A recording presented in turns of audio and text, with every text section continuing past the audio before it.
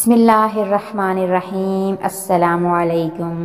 وہ کلمات جن کو نبی پاک صلی اللہ علیہ وآلہ وسلم کبھی ترک نہ فرماتے تھے، آپ بھی اپنی حفاظت کے لیے ان کلمات کو صبح و شام لازمی پڑھا کریں۔ سیدنا عبداللہ بن عمر رضی اللہ تعالی عنہما سے مروی ہے کہ نبی پاک صلی اللہ علیہ وآلہ وسلم صبح و شام ان کلمات کو پڑھنا ترک نہیں کرتے تھے۔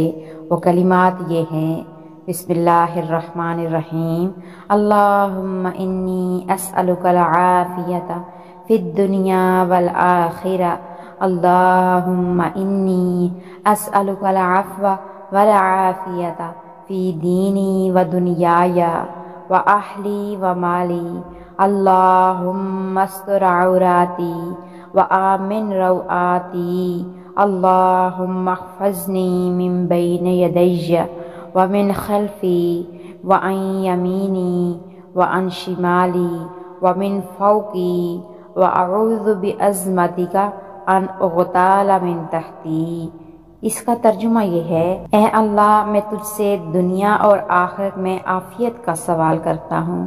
اے اللہ، میں اپنی دین و دنیا میں اور اپنے اہل و مال میں تجھ سے معافی اور عافیت کا سوال کرتا ہوں۔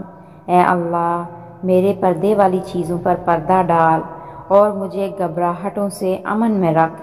اے اللہ، میرے سامنے، میرے پیچھے، میرے دائیں، میرے بائیں اور میرے اوپر سے میری حفاظت کر، اور اس بات سے بھی تیری پناہ مانگتا ہوں کہ اپنے نیچے سے ہلاک ہو جاؤں۔